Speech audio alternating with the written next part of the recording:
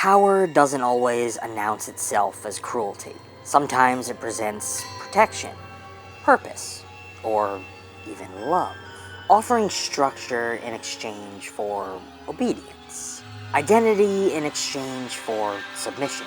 Over time, devotion curdles into dependency, and the line between loyalty and survival becomes impossible to see from the inside. Stories about monsters have always understood this dynamic instinctively, using fangs and immortality as metaphors for something far more familiar. Relationships that drain, control, and hollow out those caught within them. What happens when the focus shifts away from the monster and onto the one who has spent a lifetime believing they exist only to serve?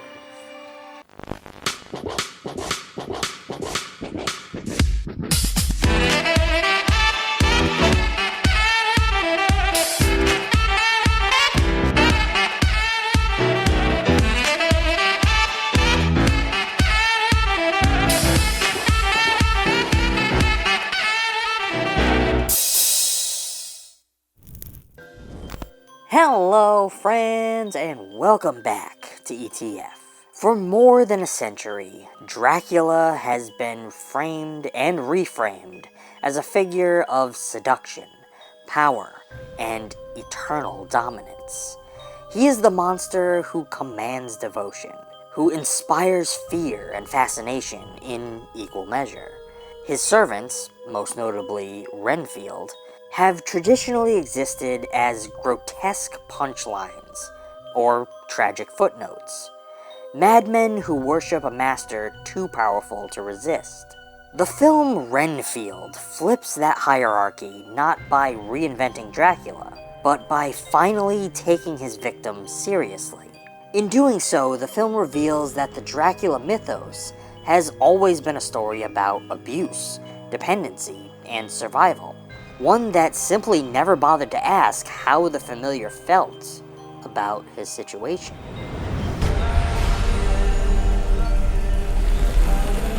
At its core, Renfield reframes Dracula not as a romantic predator, but as more of a textbook narcissistic abuser. This isn't subtle, and it isn't meant to be.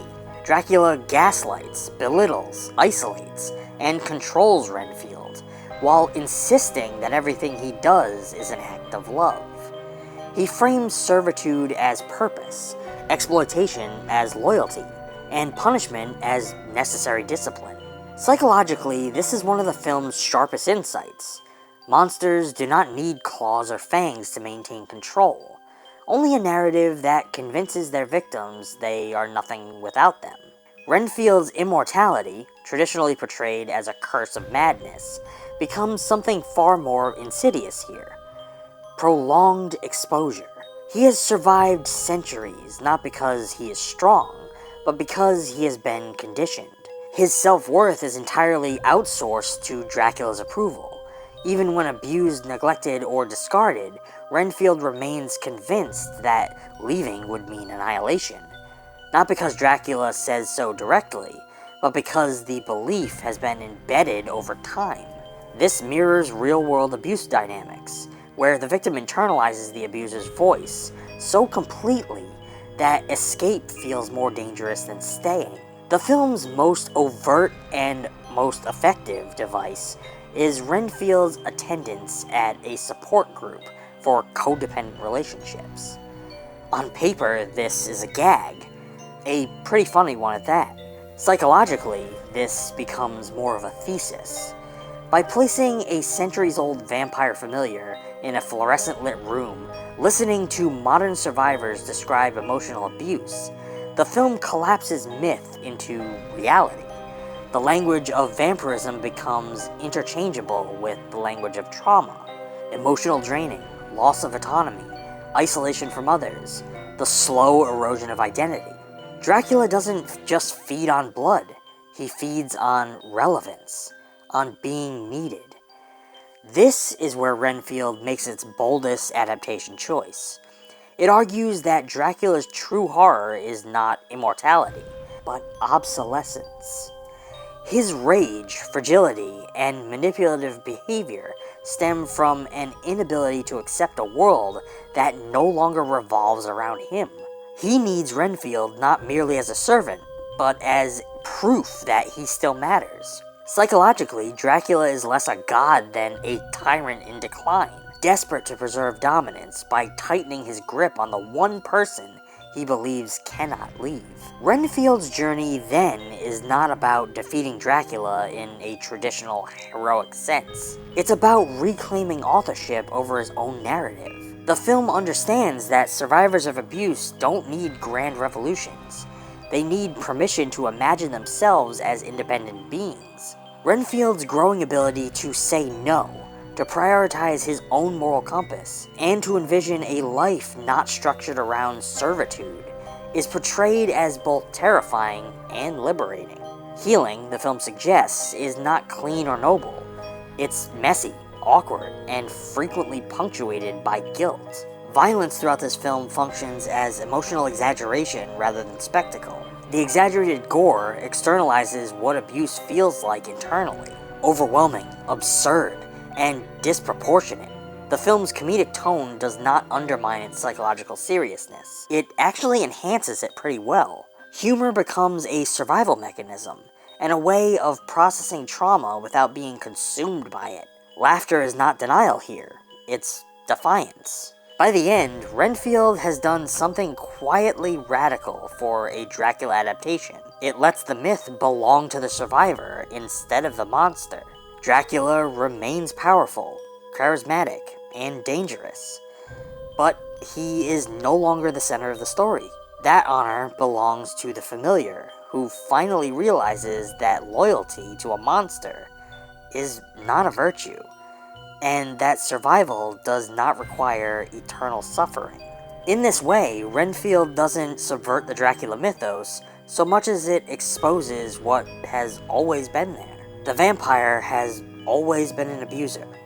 The bite has always been a violation. The castle has always been a prison disguised as a home. The only thing that changes in this film is the camera angle. And once you see that story from the familiar's perspective, there is no going back to the romance of the Count.